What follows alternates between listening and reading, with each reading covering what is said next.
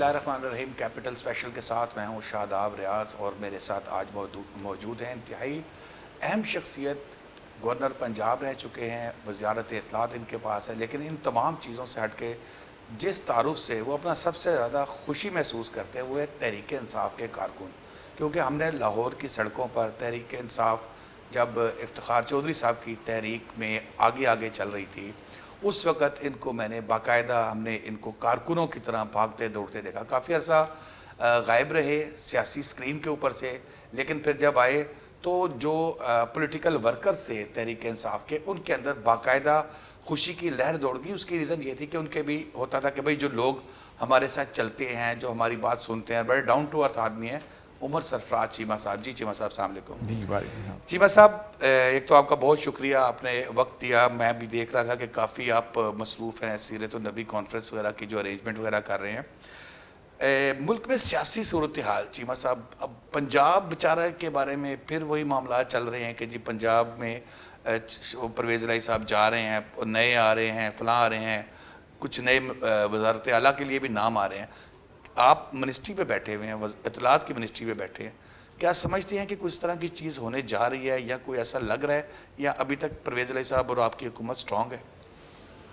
شکریہ شاداب صاحب. آپ جانتے ہیں گزشتہ 4 ماہ سے جب سے یہ رجیم چینج جس کے تحت وفاق کے اندر بھی ایک جمہوری حکومت کے خلاف سازش کی گئی، اور اس کے بعد پھر آپ نے پنجاب میں بھی دیکھا، اور تمام کوششوں کے باوجود کہ وزیر اعظم اپنے بیٹے کو 1.5 ماہ جو ہے وزیر اعلیٰ کی کرسی پہ نہیں بٹھا سکے. جمہوریت طریقے سے تو یہ کسی طور پہ نہ پہلے یہ حکومت لے سکے تھے اور نہ ہی آئندہ لے سکتے. اور خصوصاً میں سمجھتا ہوں کہ 17 جولائی کو جو پنجاب کے عوام نے جو منہ توڑ جواب دیا، کیونکہ دیکھیں جمہوریت اور سیاست کی جب بات ہوتی ہے تو وہ ظاہر ہے وہ الیکشن کا میدان ہے، اور الیکشن کے میدان میں آپ نے دیکھ لیا کہ کس طرح سے 17 جولائی کو پنجاب کے عوام نے جو ہے ان چوروں کے ٹولے کو جو ہے بری طرح سے مسترد کیا. پھر اس کے بعد سپریم کورٹ کا فیصلہ آ گیا، جو وضاحت آئی جو آرٹیکل 63A کے اوپر. تو اس کے بعد تو میں سمجھتا ہوں تمام ایسے جو سازشی جو راستے تھے سازش کے وہ کافی حد تک ختم ہو گئے، کیونکہ اب کوئی بھی شخص اپنی اگر سیاسی جماعت کوئی جگاڑ راستہ نظر آ پالیسی سکتا سے اگر کوئی انحراف کرتا ہے تو وہ ایک سیاسی خودکشی ہی ہو سکتی ہے، اور اس کے علاوہ کچھ اس میں راستہ نہیں ہے. اور جو انہوں نے پچھلی دفعہ جو حکومت نوٹوں اور لوٹوں کے ذریعے گرائی تھی، وہ ہم نے ووٹ کی طاقت سے، عوام کے ووٹ کی طاقت سے ہم نے واپس حاصل کی. اور اس وقت الحمدللہ تحریک انصاف اور مسلم لیگ کاف کے جو ارکان اسمبلی ہیں ان کا بھرپور اعتماد ہے عمران خان صاحب اور چودھری پرویز الہی صاحب کے بطور وزیر اعلیٰ پنجاب کے. اور میں نہیں سمجھتا ہوں کہ اس میں کسی قسم کی اب کوئی ایسی سازش کی کوئی گنجائش بھی اگر باقی ہے. یہ اب صرف اپنی ایک سیاسی دکانداری چمکانے کے لیے ہر دوسرے تیسرے دن کوئی نہ بھی اٹھ کے جو ہے بیانات دے دیتا ہے کہ جی ہم گرانے لگے ہیں، ہم گرا رہے ہیں. حالانکہ جب ان سے پوچھا جائے کہ آپ کو اتنا نمبرز پورے ہیں تو کوئی آئینی اور کوئی طریقہ ایسا ہے نہیں، نہ قانونی نہ جمہوری، کہ جس کے ذریعے جو ہے یہ پنجاب کی حکومت کو یہ گرا سکیں. اور میں سمجھتا ہوں کہ یہ جمہوریت کے دعوے داروں نے ہی سب سے زیادہ جمہوریت کو بدنام کیا ہے، اور ان کی جو دن بدن ان کے جو مکروہ چہرے ہیں وہ عوام کے سامنے بالکل کھل کے عیاں ہو چکے ہیں کہ یہ کہتے کچھ ہیں کرتے کچھ ہیں، اور عملی طور کے اوپر یہ کسی طور پہ بھی نہ جمہوری اقدار کو مانتے ہیں، نہ ان کے اوپر عملی طور پہ ان پہ کام کرتے ہیں. یہ عملی طور کے اوپر اگر دیکھیں تو ایک سول آمرانہ سوچ جو ہے وہ ان لوگوں کی ہے، اور وہی اسی کے مطابق جو ہے معاملات کس طرح سے انہوں نے 2.5 مہینے جب یہ حکومت میں بھی رہے اور وہ پنجاب حکومت حاصل کرنے کے لیے بھی ایک آئینی اور قانونی وزیر اعلیٰ موجود تھا عثمان بزدار، اور کس طریقے سے جو ہے کیونکہ وفاق میں اس کے والد صاحب بیٹھے ہوئے تھے وزیر اعظم، تو کس طرح سے انہوں نے سرکاری مشینری کو استعمال کرتے ہوئے آپ نے دیکھا کہ وزیر اعلیٰ کے دفتر پہ کس طرح سے قابض ہوئے. چیمہ صاحب، عمران خان صاحب کی شہرت اس وقت ماشاءاللہ عروج پہ ہے، اور میرے خیال میں کہ پاکستان میں کسی بھی سیاستدان کو اس لیول تک شہرت نہیں مل سکتی فیوچر میں بھی. خان صاحب کے خطابات ہوتے ہیں، خان صاحب کے بیانات آتے ہیں، خان صاحب کہتے ہیں دھرنا دیں گے، لانگ مارچ کریں گے. تحریک انصاف کے جو کارکن ہیں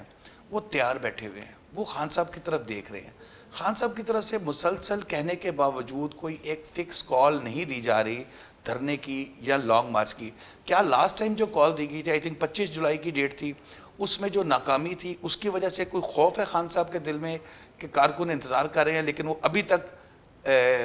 گھما رہے ہیں, کال نہیں دے رہے. نہیں, بالکل ایسا کوئی خوف نہیں ہے, لیکن دیکھیں مختلف جو سیاسی ایک جو لائحہ عمل ہوتا ہے, جو اسٹریٹجی ہوتی ہے, ظاہر ہے اس کے اندر ڈفرینٹ آپشنس ہوتے ہیں, اور اب اپنے سارے کارڈس تو فوراً نہیں آپ ڈسکلوز کر دیتے. آپ کے سامنے دیکھیں 26.5 سال سے جو عمران خان صاحب سیاست کے میدان میں, عوام کم از کم آج جو ہے اس بات پہ تحریک انصاف کا ورکر نہیں, تمام پاکستانی قوم اس چیز کو ریئلائز کر گئی ہے کہ عمران خان کا جینا مرنا اس قوم کے لیے, اور وہ ایک ٹوٹل ایک مخلص اور محب وطن سیاستدان ہے کہ جنہوں نے اپنی ساڑھے تین 4 سال کی جو حکومت بھی ان کو ملی, تو اس کے اندر بھی انہوں نے فیکٹریاں نہیں بنائیں, مال و دولت اکٹھا نہیں کیا, انہوں نے سارا جو ان کا فوکس رہا ہے وہ عوام کی خدمت اور عوام کی فلاح کے لیے اور آسانیاں پیدا کرنے کے لیے. اور اسی کا نتیجہ ہے کہ آپ کے سامنے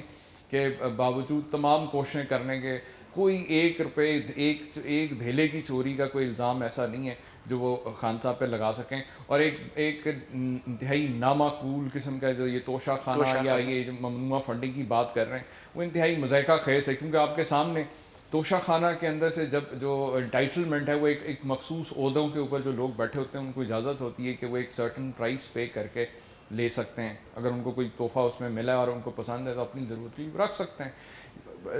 عمران خان صاحب کے اوپر وہ لوگ سوال کر رہے ہیں جنہوں نے خود کبھی 10-15% سے زیادہ قیمت ادا نہیں کی. خان صاحب نے تو 50% جو قیمت جو طے کی وہ ادا کر کے تو تحفے حاصل کیے. دوسرا اسی طریقے سے ممنوعہ فنڈنگ کے حوالے سے آپ دیکھیں, تحریک انصاف وہ واحد جماعت ہے جس نے سب سے زیادہ آڈیٹڈ اکاؤنٹس اپنے پیش کیے, 40,000 سے زیادہ ڈونرز کا ڈیٹا پرووائڈ کیا, اور اسی جماعت کے اوپر الزام لگایا جا رہا ہے, جبکہ جو عدالت اس چیز کا فیصلہ دے چکی ہے کہ جب ممنوعہ فنڈنگ کا جو تمام جماعتوں کے جو ہے ایک ساتھ جو ہے کیسز کی انکوائری ہونی چاہیے, اس پہ فیصلہ ہونا چاہیے. لیکن آپ دیکھ رہے ہیں کہ الیکشن کمیشن کی جو جانبدارانہ جو رویہ ہے کہ تحریک انصاف کو جو ہے وہ نشانہ بنایا جا رہا ہے, اور بے بنیاد قسم کے الزامات لگا کے اس کو جو ہے وہ ایسا کوئی ثابت کرنے کی کوشش کی جا رہی ہے کہ شاید تحریک انصاف نے کوئی ممنوعہ فنڈنگ حاصل کر لی. ڈی فیک ٹیکنالوجی کے حوالے سے خان صاحب خود بھی اپنے جلسوں میں کہہ چکے ہوئے ہیں, جب ان کے حوالے سے کہا جا رہا تھا کہ کچھ ویڈیوز آ رہی ہیں, کچھ آڈیوز آ رہی ہیں, ایک بات تھی وہ کہہ رہے ڈی فیک ٹیکنالوجی ہے. اب جب یہی بات جب اس حکومت کے متعلق آ رہی ہے, بگنگ والے معاملات جو ہوئے ہیں, تو کیا خان صاحب کو اس کی مخالفت نہیں کرنی چاہیے؟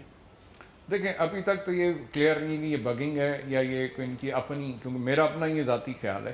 کیونکہ یہ تمام وارداتیوں نے مل کے اکٹھے ہو کے جو ہے ایک اقتدار پہ قبضہ کرنے کے لیے بڑی واردات ڈالنے کے لیے تو اکٹھے ہو گئے, لیکن یہ اقتدار کی بندر بانٹ جو ہے اس کے اندر اب ان کی انٹرنل جو لڑائیاں ہیں اس میں یہ ایک دوسرے کو گندا کر رہے ہیں. کیونکہ اس وقت جتنی وہ آڈیو لیکس بھی آئی ہیں اس کے اندر آپ کے سامنے کہ وہ ایک دوسرے کے مکروہ چہرے جو ہیں وہ سامنے ہیں کہ کس طرح سے جو ہے عوام کے سامنے جو ہے خاتون جو ہے وہ آ کے کہتی ہیں کہ جناب ہم بڑا دکھ ہے کہ پیٹرول کی پرائسز کیوں بڑھ رہی ہیں, اور اندر کھاتے جو ہیں انہیں کہنے کہ جی بالکل آپ بڑھائیں اور ضرور بڑھائیں. اسی طریقے سے الیکشن کمیشنر کو کس طرح سے جو انسٹرکشن پاس کی جا رہی ہیں, اسی طریقے سے جو بات کی گئی پی ٹی آئی کے حوالے سے کس طرح سے ان کو نشانہ بنایا جائے, تو یہ وہ چیزیں جس میں بگنگ کی ضرورت نہیں. یہ وہ جو انٹرنل جو ہے یہ ایک دوسرے کو گندا کرنے پہ لگے ہوئے, کیونکہ ان کی اب آپس میں اقتدار کی بندر بانٹ میں لڑائیاں ہو رہی ہیں. چیمہ صاحب ابھی بات کر رہے ہیں مہنگائی کی, پیٹرول کی قیمتیں, ڈالر کی قیمت, عام آدمی بالکل بہت پریشان ہے, بڑی ٹینشن میں ہے. ایسے موقع پر مسلم لیگ نون کے لوگوں کا یہ کہنا ہے کہ ہم نے ترپ کا پتہ اسحاق ڈار صاحب کو ہم یہاں لے آئے ہیں پاکستان, اب یہ تمام چیزوں کو, پیٹرول کو بھی نیچے لے آئیں گے اور اس کے علاوہ ڈالر کو بھی نیچے لے آئیں گے, اور پھر آگے ایک تھیوری یہ بھی چل رہی ہے کہ جب یہ چیزیں سستی ہو جائیں گی تو پھر آٹومیٹکلی وہ الیکشن کی طرف جا کے تو پھر ووٹ لیں گے, اور خان صاحب کی جو شہرت اس وقت بلندیوں پہ یہ نیچے آ جائے گی. اسحاق ڈار صاحب کے آنے سے کیا فائدہ ہوگا؟ 3.5 مہینوں میں حالانکہ یہ جو لوگ ان کو بہت اوور ریٹ کر رہے تھے کہ جی شہباز سپیڈ اور پنجاب سپیڈ اور وہ سارا جو ایک جو انہوں نے ایک فسانہ جو کریٹ کیا ہوا تھا کہ جی شہباز شریف آ جائے گا تو پتہ نہیں کیا کر لے گا, وہ سارا سب کا وہ جو تھا نا وہ جو گمان تھا وہ بالکل کلیئر ہو گیا اس حوالے سے کہ کافی اوور ریٹڈ پرسنالٹی تھی کہ جو صرف اشتہاروں کی حد تک تو ٹھیک ہے, اشتہار بازی کے لیے تو ٹھیک ہے, لیکن عملی طور پہ کام اگر کرنا ہو تو اس میں یہ بالکل زیرو ہیں. یہ وہ لوگ ہیں جو مہنگائی مکاؤ مارچ کے لیے لوگوں کو اکٹھا کر رہے تھے, اور 3.5 ماہ سے جب سے آئے ہیں سوائے معیشت کی تباہی کے اور کچھ بھی نہیں ہوا. عوام کے لیے مہنگائی اور لیکن وہ اسحاق ڈار صاحب کی آمد سے جو ایک ان کی امید, اسحاق ڈار بھی جو ہے اس کے بارے میں بھی تو آپ کے سامنے وزیر اعظم کے جہاز میں گئے تھے, وزیر اعظم کے جہاز میں واپس آئے ہیں. وہ میں آپ کو وہی بتا رہا ہوں کیونکہ ان کا ذاتی منشی ہے. ان کی جتنے منی لانڈرنگ کے جتنے جو کیسز جو 150 سے زیادہ تو منی لانڈرنگ کے جو کیسز اور جن میں وہ انوالو ملوث پائے گئے, وہ اسی وجہ سے پائے گئے کہ وہ ان کا جو ذاتی جو منشی جو ہے وہ اس کی ایکسپرٹیز ہی منی لانڈرنگ کے اندر. اور ابھی بھی جو اس کو لایا گیا وہ اسی لیے لایا گیا کیونکہ وہ پہلے بھی جو ہے انوالو رہے ہیں کہ فگرز فرض کرنے کے, یعنی کہ جو فگرز ہیں جو سرکاری جو رپورٹس کے اندر کس طرح سے جو ہے فگرز کو چینج کر کے جو ہے عوام کو ایک جھوٹی رپورٹ اور جعلی رپورٹیں پیش کرنے کے, کس طرح سے انہوں نے جو ہے ایک مصنوعی طور پہ ڈالر کو کنٹرول کرنے کے لیے پہلے بھی وہ 7-8 ارب ڈالر جو ہے صرف اسی چیز پہ خرچ کر چکے. تو یہ اگر صرف ایک نوٹنکی اور عوام کو صرف اگر دھوکہ دینے کے لیے یا ایسی ایک پکچر پینٹ کرنے کے لیے حالات جو ہیں یہ اگر کریں گے تو میرا خیال وہ اب نہیں چلے گا. پیٹرول کو وہ 150 روپے لیٹر پہ لے آتے ہیں, 250 پہ لے آتے ہیں, تو ظاہر ہے عوام تو چھلانگے مارے گی. نہیں, میں نے آپ سے کہا نا کہ ایک بندہ جس کے پاس پالیسی صرف بوٹ مار کرنے کی, منی لانڈرنگ کرنے کی, فگرز فرض کرنے کی رہی ہے, وہ کس طریقے سے عملی طور پہ کر سکے گا. کیونکہ اس وقت تو مہنگائی اور معیشت کو مہنگائی کی تباہی کے ساتھ ساتھ معیشت کی تباہی کے ساتھ ساتھ جس طرح سے یہ حالات کو جس نہج پہ لے آئے ہیں اس میں لانے کے لیے عملی طور کے اوپر پالیسیز چاہیے. اور اس میں جو بنیادی جو چیز جو معاشی ہے جو عدم استحکام ہے, اس کا خاتمہ جو ہے یہ اسحاق ڈار ہو یا اس کے کسی اور جگاتری کو بھی لے آئیں, تب تک نہیں ہو سکتا جب تک جو ہے ملک کے اندر جو ہے سیاسی استحکام نہیں آتا. کیونکہ پولیٹیکل انسٹیبلٹی اس وقت جو ہے سب سے بڑا میجر جو کہہ لیں کہ ایک فیکٹر ہے جس کی وجہ سے معیشت جو ہے وہ نیچے دلدل میں جا رہی ہے اور ایک ڈیفالٹ سچویشن پہ جو لے کے جا رہے ہیں. اس کی بنیادی وجہ جو ہے وہ ملک کے اندر پولیٹیکل انسٹیبلٹی ہے. اور یہ ہم بھی 4 مہینے سے کہہ رہے ہیں کہ اگر ملک کے اندر معاشی استحکام چاہیے, اگر سیاسی عدم استحکام کا خاتمہ کیے بغیر وہ ممکن نہیں ہے. چیمہ صاحب, مان لیا, ایزیوم کر لیا کہ اکتوبر میں الیکشن اناؤنس ہو جاتے ہیں, ایک ڈسکشن میں کیا پلان ہے تحریک انصاف کے پاس اس پیٹرول کے راکٹ کو, اس ڈالر کے راکٹ کو کس طریقے سے کنٹرول کریں گے؟ کیونکہ لاسٹ ٹائم بھی آپ کو یاد ہوگا کہ خان صاحب نے خطاب میں کہا تھا کہ اسد عمر یہ اس کے وزارت خزانہ کے یہ ہیں ہی ہیں, میں ہوں نہ ہوں وزیر اعظم یہ ہے, ہماری پوری تیاری ہے. لیکن جو ہوا وہ پھر آپ نے بھی دیکھا, ہم نے بھی دیکھا. آپ کے سامنے دیکھیں عمران خان صاحب کی جو ٹیم تھی, تاریخ کے بدترین چیلنجز, کووڈ آپ کے سامنے پوری دنیا میں آیا اور اس کی وجہ سے, اور ایسی معیشت پاکستان کی جب خزانہ بھی خالی تھا, آپ کو پتہ جب ہمیں حکومت ملی, اس کے باوجود بڑی کامیابی کے ساتھ وہ نہ صرف کووڈ جیسے چیلنجز کا سامنا کیا گیا, ہم نے معیشت کو بھی دوبارہ ترقی کی راہ پہ دوبارہ ڈالا, کہ پٹڑی پہ ڈالا. اور جو آخری جو فگرز تھے جس کو کہ موجودہ حکومت نے اکنامک سروے جو انہوں نے اناؤنس کیا وہ آپ کے سامنے, کہ تحریک انصاف جب کی حکومت تھی آج سے 3.5-4 مہینے پہلے, تو آپ کا G D P growth rate 5.97 پہ تھا. آپ کا اگر ایگریکلچر کا ہم نے اگر ٹارگٹ اس سال ہم نے 3.5% رکھا تھا تو ہم نے 4.4% اچیو کیا, یعنی کہ اپنے ہدف سے بھی زیادہ کیا. اسی طریقے سے انڈسٹری کے حوالے سے اسی طرح ایکسپورٹس جو تھی وہ ریکارڈ ایکسپورٹس ہو رہی تھیں. اور آج کیا ہو رہا ہے, آج وہی جی ڈی پی جو 5.97 پہ تھا وہ اب 0.6 پہ آ گیا. وہ جو ایگریکلچر گروتھ تھی وہ نیگیٹو میں چلی گئی. ایکسپورٹس جتنی تھیں وہ ساری ایکسپورٹر آپ کے سامنے, ایکسپورٹر کئی ایسے ایکسپورٹرز حضرات ہیں جنہوں نے اپنے آرڈرز کینسل کروا لی کیونکہ ان کو اس کو ڈیلیور کرنا ان کے لیے بارے میں نہیں ہے, وائبل ہی نہیں رہا. کئی کاروبار بند ہو رہے ہیں اس لیے کیونکہ یہ موجودہ جو ڈاکوؤں کا ٹولہ بیٹھا ہوا ہے اوپر اقتدار پہ وفاق کے اندر, ان کے پاس مکمکہ اور ڈیلنگ کرنے کے اور کوئی طریقہ ہے ہی نہیں. نہ ان کے پاس کوئی پالیسی ہے, نہ ان کی کوئی اکنامک پالیسی ہے, نہ ہی ان کی کوئی گورننس کے حوالے سے کوئی پالیسی ہے. ان کی صرف ایک ہی پالیسی تھی جو جس کے تحت انہوں نے مکمکہ کر کے اقتدار پہ قبضہ کیا, اور اپنی جو چوری تھی, جو اپنے اور باقی جو اپنے اتحادیوں کی جو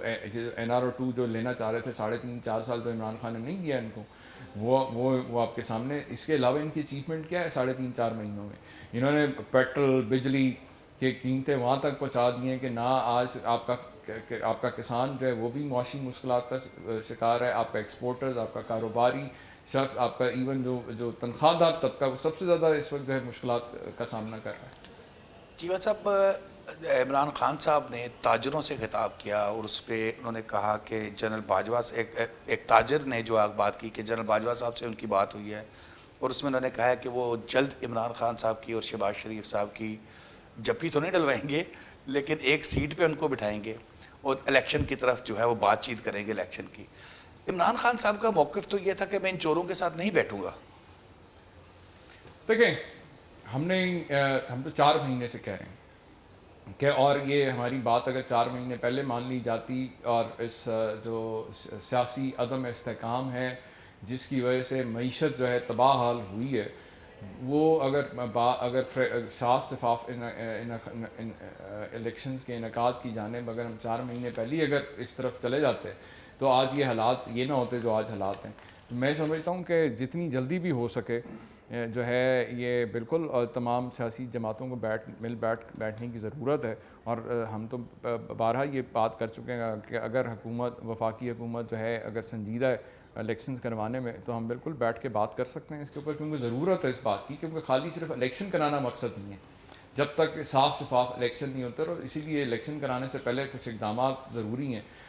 تاکہ اس چیز کو انشور کیا جا سکے کہ الیکشن جو ہیں وہ صاف شفاف ہوں اور جو ووٹ کا استحقاق ہے وہ چاہے وہ کسی بھی جماعت کا ووٹر ہے اس سب کے ووٹ کا استحقاق کو قائم کرنا جو ہے وہ انتہائی ضروری ہے. عمران خان صاحب نے اپنے ایک بیان میں کہا تھا کہ میں وزیر اعظم سبزی اور آلو پیاز کا ریٹ بتانے کے لیے نہیں بنا, میں قوم بنانے کے لیے بنا ہوں. ریسنٹلی مریم اورنگزیب صاحبہ کے ساتھ جو واقعہ ہوا ہے یو کے میں جب وہ تھی وہاں پر, کیا کہیں گے آپ اس پہ؟ دیکھیں یہ جو لندن والا واقعہ ہو گیا اور یہ جو آڈیو لیکس والا یہ سب ڈسٹریکشن ہے, یہ نوٹنکی لیک ہے, یہ پرانے وارداتی ہیں, ہم کافی تجربہ کار ہو گئے ہیں اور یہ اپنی نالائکی اور ناکامی کا تمام ملبہ جو ہے وہ آپ اداروں کے اوپر ڈالتے ہیں یا مخالفین پہ ڈالتے ہیں آپ کے سامنے کہ کس طرح سے جو ہے اداروں کو عدالتوں کو اپنے مخالفین کے خلاف جو ہے انتقامی کارروائیوں کے لیے لوگ استعمال کرتے ہیں. کہ یہ وہ لوگ ہیں جو بجائے اس کیونکہ ان کے پاس پالیسی تو کچھ ہے نہیں نہ ہی عوام کو کچھ دینے کے لیے کچھ ہے تو یہ اپنی تمام نالائکی اور ناکامی کا جو ہے رونا بھی خود ہی روتے ہیں اور ملبہ جو ہے وہ دوسروں پہ ڈال دیتے ہیں. تو یہ میں نہیں سمجھتا کہ یہ جو آپ کے سامنے کہ جس انداز سے وہ فلمایا گیا وہ جو لندن والا اس سے صاف پتہ چل رہا ہے کہ یہ تو انہوں نے خود بنوایا. اچھا آپ یہ کہہ رہے ہیں کہ وہ انہوں نے خود بنوایا ہے؟ بالکل یہ ہے اس کا یہ بالکل ان کی کیپیسٹی ہے اس قسم کی, ان کو آپ اتنا انڈر اسٹیمیٹ نہ کریں. جی آپ بڑی بات کر رہے ہیں. بتا کہ یہ جس کانفیڈنس سے وہ محترمہ کھڑی ہوئی اور جس طرح سے وہ ساری چیزیں وہ صاف پتہ چل رہا ہے, باڈی لینگویج بتا رہی ہے کہ سارا پری پلانڈ اور جس طرح سے خود کروایا ہے سارا. بہت شکریہ عمر چیبہ صاحب آپ کا, آپ نے ہمیں ٹائم دیا. ناظرین کیپٹل اسپیشل میں شاداب ریاض کی طرف سے اتنا ہی. آئندہ نئے مہمان کے ساتھ پھر آپ کی خدمت پہ حاضر ہوں گے. اجازت دیجیے, اللہ حافظ.